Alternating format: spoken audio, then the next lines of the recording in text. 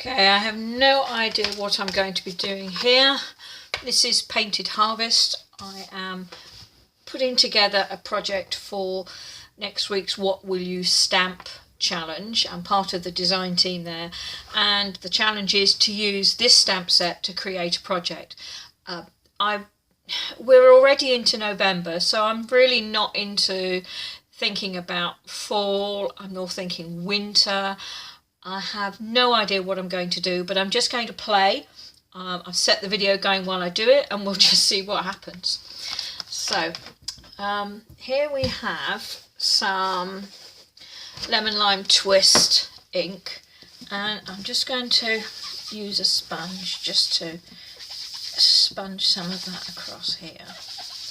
No idea why I chose this colour. I suppose I was thinking of a green, thinking of something light. It's not particularly light, but you know, hey, there you go. Then I'm going to add some So Saffron. Grab a nice piece of stamping sponge. So Saffron. And I'm just going to, it looks like my So Saffron needs re-inking as well. So this is So Saffron ink, and I'm literally just sponging over the remaining bit of white on this piece of Whisper White card, and then working my way down just to add a little bit of other colour. Where I've got some light areas, this So Saffron is going to pick up, and you'll see that more yellowy than greeny. So there we go. So that's that. Right, what I'm going to do now, I think, is I'm going to play with some embossing powder. So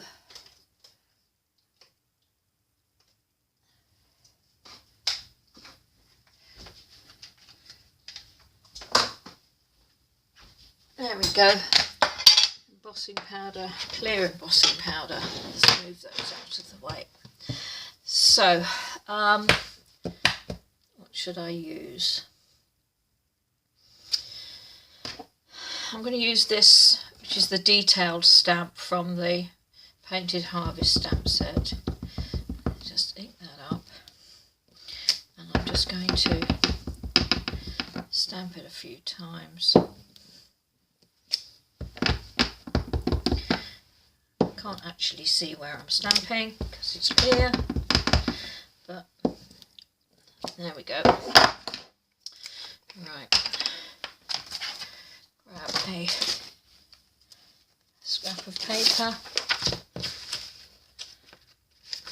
I have a whole pile of scrap paper over by one side on my desk, so it's always there to grab. And let's cover it with embossing powder.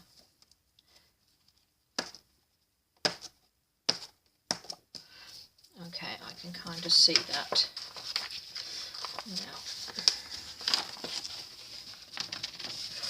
Now my heat tool is actually on a desk the other side of me. Let me go and grab that, and we'll heat it underneath the video.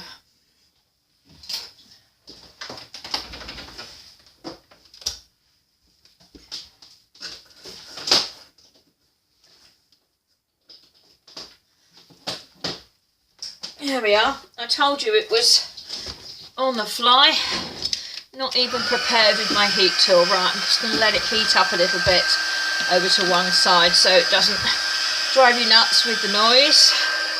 Make sure it's nice and hot.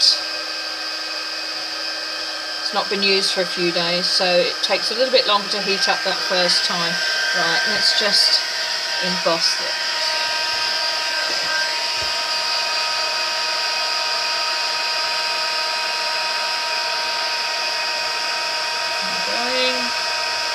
There it goes.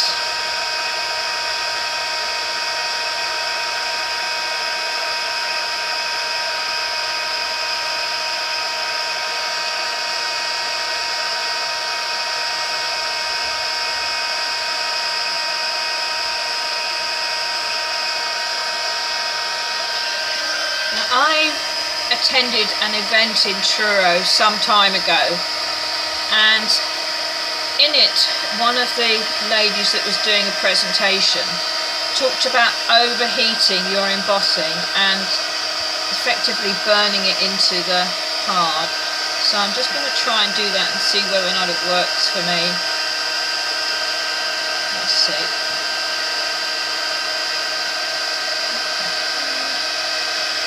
There we go. That's that one done.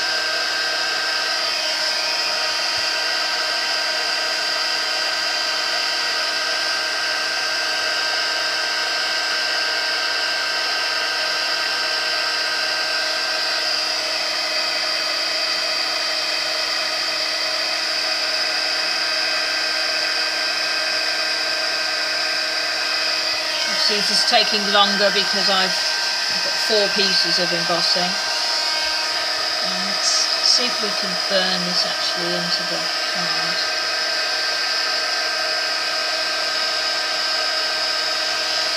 If you overheat embossing, it tends to go very flat and in many respects loses its luster.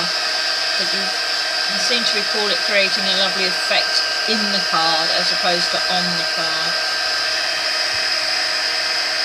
So that's what I'm trying to replicate.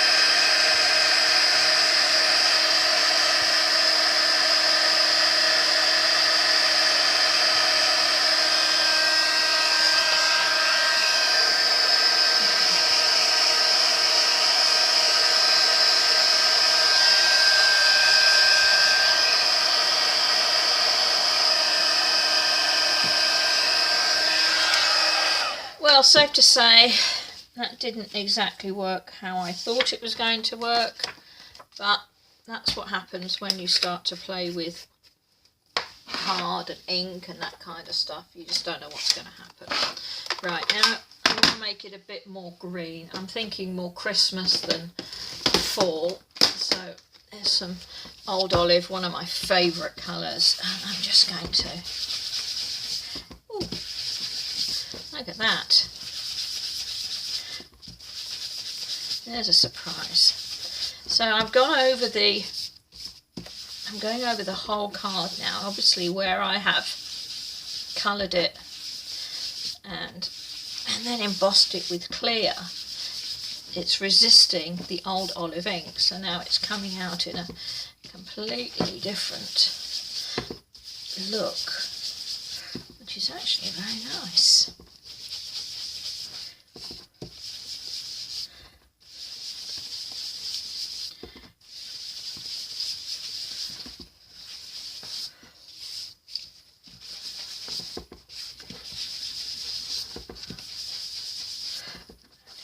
Lots of olive ink on there. Okay, now I'm just going to use my piece of paper towel just to wipe off any excess old olive ink from that.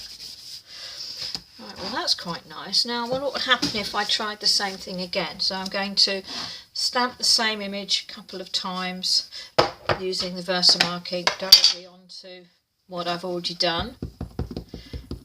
So I'm not going to worry too much about overlapping. Let's see what happens there.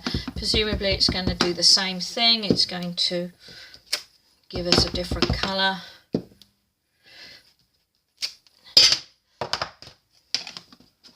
So, piece of paper, clear embossing powder, and just chuck it all on. I do use a lot of clear embossing powder. I find it great fun.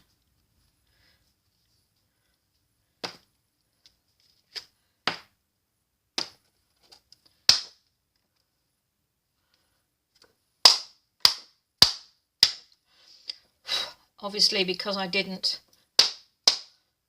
use my embossing buddy beforehand, I have got areas where the powder is sticking. So I'm trying to just knock some of that excess off. That'll do. I'm not trying to make something really precise.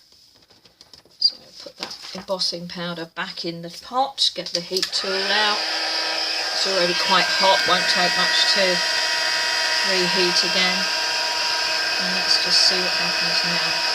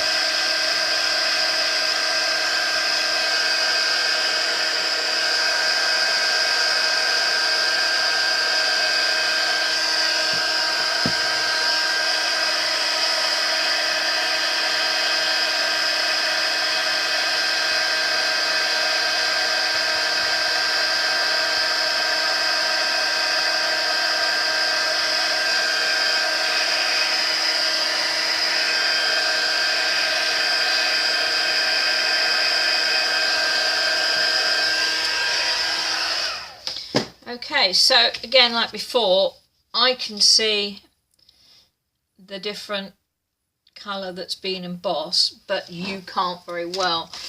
So let's come in with some garden green ink, and we'll reveal what we've done in the same way as we did before. You didn't really notice the changing colour, the extra embossing, until you cover it over with some more ink. So let's go with it. There it goes. There's that new one that's embossed. It's kind of just appearing.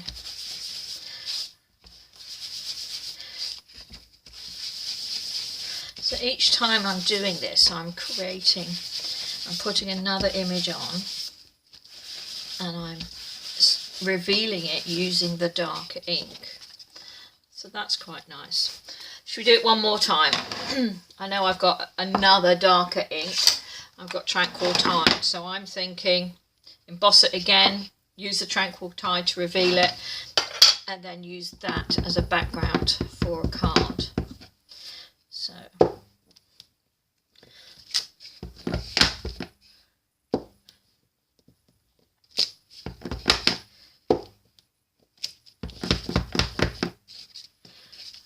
see where I've done. Let's have a look. Maybe another bit here.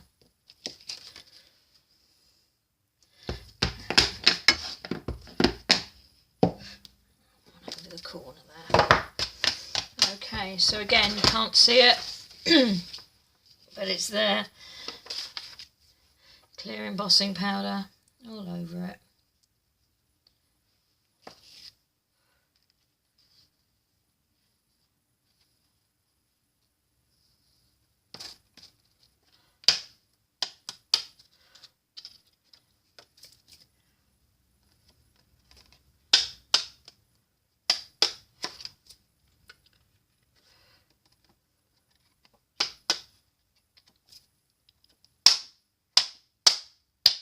I can see clouds of embossing powder leaving the building.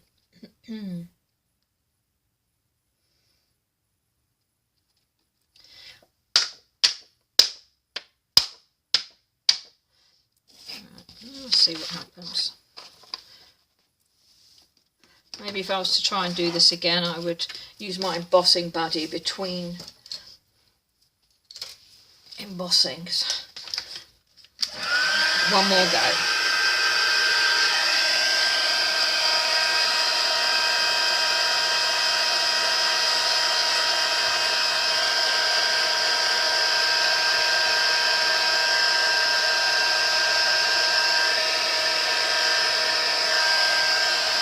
There it is, starting to change. You can just see that now.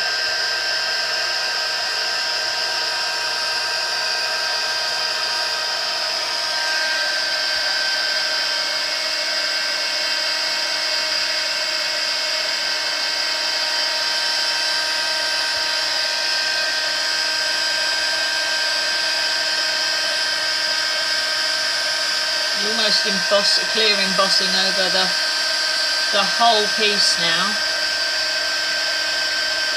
You can see lots of gloss coming out. Not unpleasant, not quite what I was planning for, but that's what happens when you play. Well, it happens when I play anyway.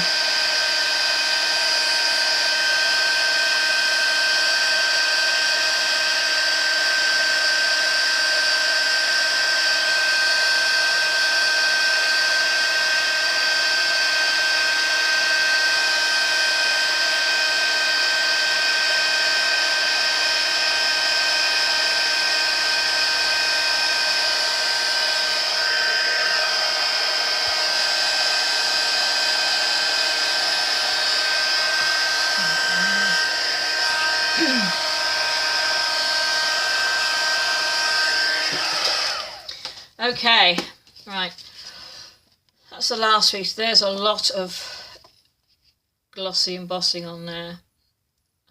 Where I've stamped it, it's heavier, but where the embossing powder just stuck to the static that was already on that card and the damp from the previous embossing, it's made it a bit hit and miss. But we will come in with Tranquil Tide. I'm going to do the same thing. I'm just going to take that Tranquil Tide and I am going to cover the whole piece now with that ink. So where there is no clear embossing, it's going to make it much darker. And so the card becomes much darker.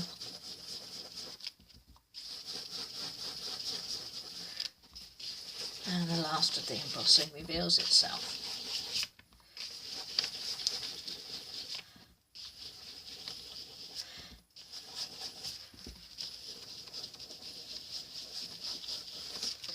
There we go. Okay, so just to make sure that there's no ink sticking to the, as you can see there, sticking to the top of the embossing, because it resists, it doesn't soak in. So it's sitting on top of the embossing. So now by just rubbing over it with a paper towel, I can reveal what's underneath. Okay, so that's very Van Gogh, isn't it? If it was yellow, it would be even better. But there you go. So just lots of colours, lots of images. Really not sure what I'm going to do with that piece. What should I do with that piece? Okay, I have some lemon lime twist ribbon. This is a piece that I cut and tied into a bow some time ago, quite a long time ago. I've never actually decided what to do with it, and I quite like that. So let's use that. I need something bright on there. I know the lemon lime twist is bright, but maybe some white card or some silver. Let's try it with a card base. I have card bases already cut and scored, just so that when I'm creating something I don't have to worry about cutting and scoring when I'm in the zone. Right, so that's that. So that's not too bad. What else do I want to put on there? I'll need a sentiment, but I'm wondering what sentiment. The stamp set itself, I can put my hands on it now. There it is. Comes with 3. Your kindness means so much more than you will ever know. I am thankful for you. Gather together and give thanks. I'm not sure that any of those is actually what I want to use. So what else have I got? Okay, beautiful bouquet. I know there's lots of lovely sentiments in there. I couldn't have picked a better friend than you. Thanks a bunch. That would go with that. May you grow a wonderful life together. That's another one that would go with that green. But green's not really kind of a wedding type thing. Maybe thanks a bunch would be the one that I could use. Let's pull that out. This is so new, they're still attached to the plastic. Okay, where are we? Thanks a bunch. There we are. Thanks a bunch. So let's put that onto a block. So that's that. Now, of course, I'm just thinking I'm going to have to try and reproduce this for the inside of the card or come up with something entirely different. I haven't decided. We'll have to worry about that afterwards. Okay, so that's that. How about some Whisper White card to go along that ribbon? I have a whole packet here of scraps. These are the scraps from cards that I've made previously, and I don't throw the scraps away, I use them. So there's a piece of card. Doesn't look very square. Maybe that's not the best one to use on this occasion. There we go, that one. So, and that one's too small. As always the way, I'll take this one and I'll grab my trimmer and I will cut it down. So this ribbon is 1/2 inch wide, so I'm going to want something probably, let's say, 1 inch wide. Let's take that. So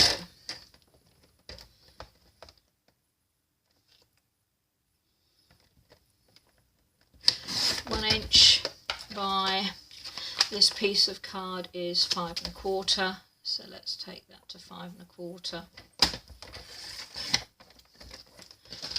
There we go.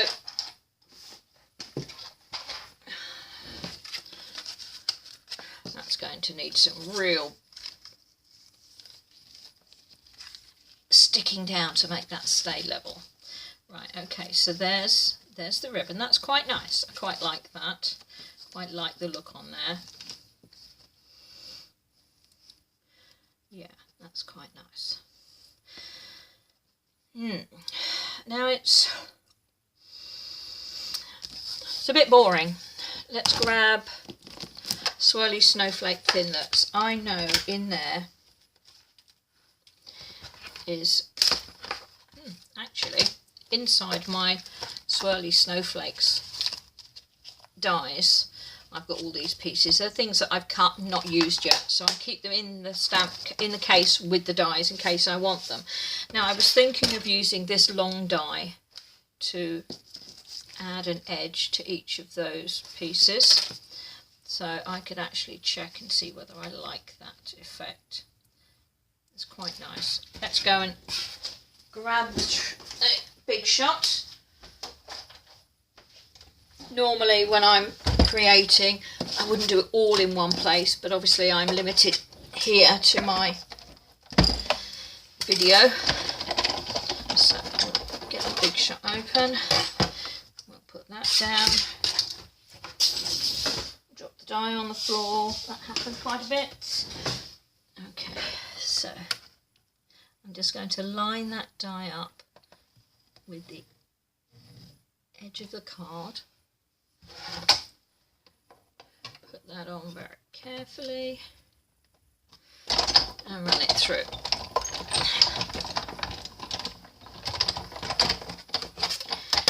Okay, so that's the first one.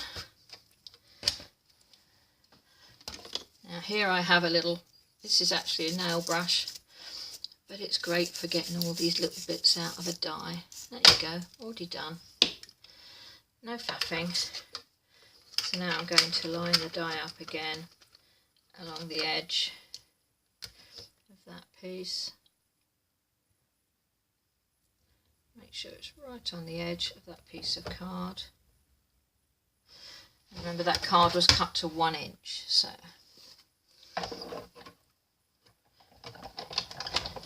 and run it through again.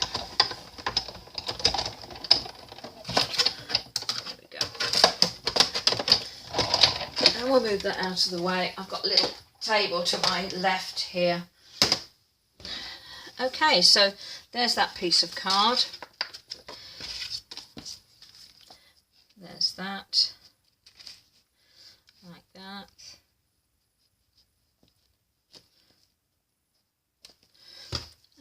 this piece. Oh, that's much nicer. Oh yes, definitely much nicer. So we'll start with this piece.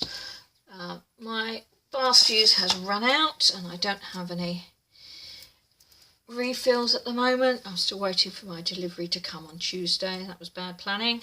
So I'm going to use tear and tape adhesive instead. So I'm going to put a little bit here.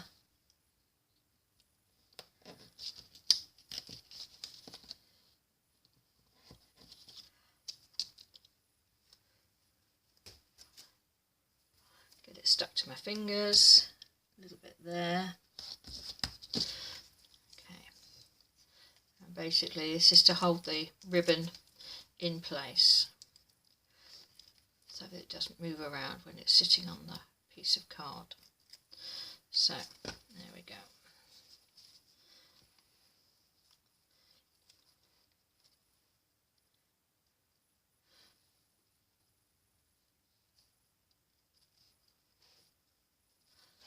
I'm just making sure that it's nicely centred between the two lines of dots there.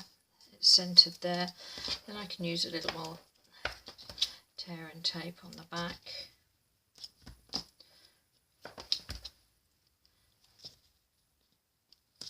There we go. So a little more tear and tape on the back, and then I'll run that bit of ribbon around.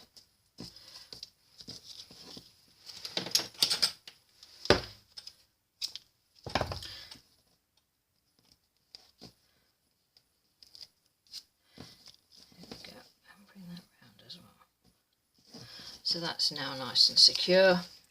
That can fit on there like that. And I like how that looks. So I'm going to, do I mount it on something else? Do I put another colour underneath?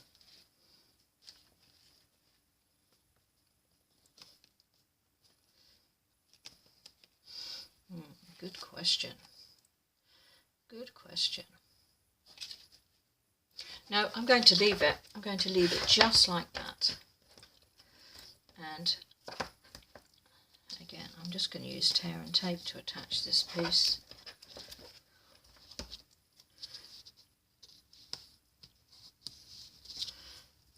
we go.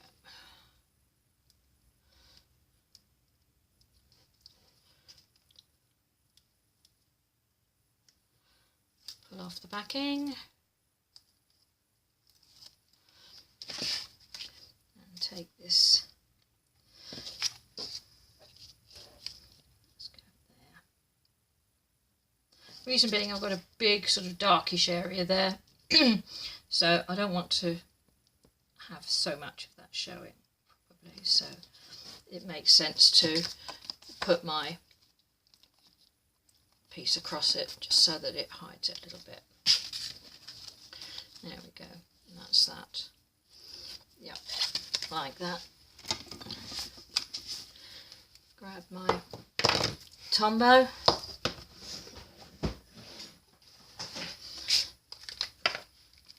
Now this piece, as we know, is kind of buckling because of all the embossing and all the heat. So whereas I wouldn't normally put a lot of Tombow on the back of the card, I need it this time round just to counteract all this buckling that you're seeing here, which hopefully you can see here on the card. So that. And the reason I like to use Tombow is because I can slide the pieces into place once I've got them there.